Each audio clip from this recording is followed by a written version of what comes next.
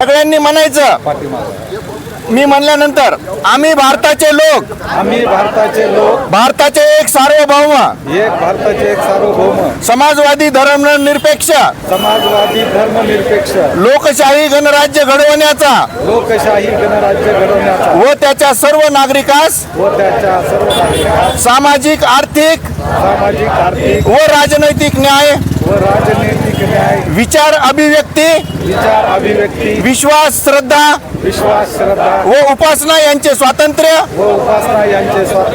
दर्जाची व संधीची समानता निश्चितपणे प्राप्त करून देण्याचा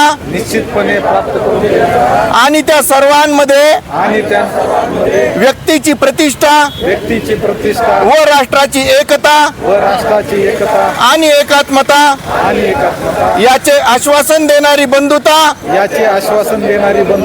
प्रवर्धित करण्याचा संकल्पपूर्वक निर्धार करून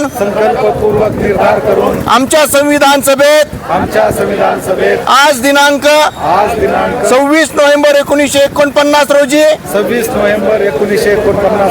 याद्वारे हे संविधान अंगीकृत आणि अधिनियमित करून स्वतः प्रत अर्पण करीत आहोत। जय भीम। भारतीय संविधानाचा विजय असो, भारतीय संविधानाचा विजय असो। गेल्या 15 वर्षापासून अंबेजोगाई शहरामध्ये आषाढी एकादशीच्या दिवशी धीमंत राष्ट्रपाल संविधानाची वारी पंढरीच्या दारी हा अनोखा उपक्रम या ठिकाणी अंबेजोगाई शहरामध्ये या ठिकाणी साजरा करतात। आणि या कार्यक्रमाच्या निमित्तानं आपल्या उपविभागाचे उपजिल्हाधिकारी माननीय दीपकजी वजाळे साहेब या कार्यक्रमाप्रसंगी उपस्थित होते। त्यांनी आपल्यासमोर त्यांचं मनोगत या ठिकाणी व्यक्त केलेलं आहे। कारण आज या देशाला आणि राज्याला खऱ्या अर्थानं संविधानाची गरज आहे। आज पंढरपूर येथे लाखो भाविक या ठिकाणी श्रद्धेनं त्या ठिकाणी येतात आणि संविधानाची जनजागृती होणे, तळागाळातील लोकांना संविधानाचं महत्त्व समजणे हे काळाची गरज आहे असं म्हणलं तरी वावगं होणार नाही।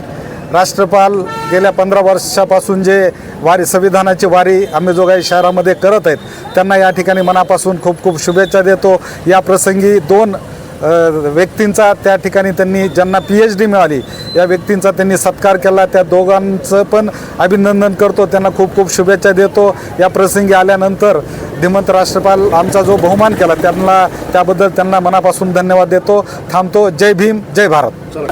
सर्व धर्म संभाव।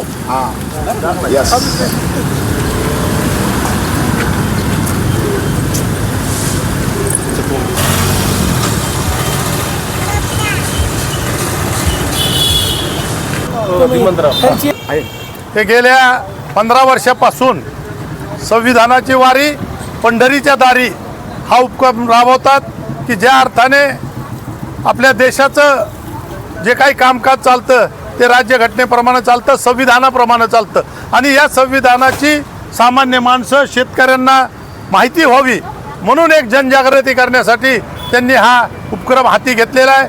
गेली 15 वर्ष सातत्याने ते हे उपक्रम करतायत। एक अवघड गोष्ट आहे की 15 वर्ष सातत्यानं ते टिकून ठेवणं आणि संविधानाबद्दलची जागृती सर्वसामान्य गोरगरीब शेतकरी जे वारकरी त्या ठिकाणी येतात त्यांना संविधानाबद्दलची माहिती ती जनजागृती ते करण्याचा प्रयत्न करतायत। त्यांना या ठिकाणी मी मनापासून शुभेच्छा देतो। या वारीचा आता ते इथून पंढरपूरकडे मार्गक्रमण करणार आहेत, त्यांना शुभेच्छा देतो। आम्हालाही या ठिकाणी बोलावलं आणि आमचा सन्मान केला, 2 शब्द बोलण्याची संधी दिली त्याबद्दल आभार मानतो। पंढरीनाथ भगवान की जय।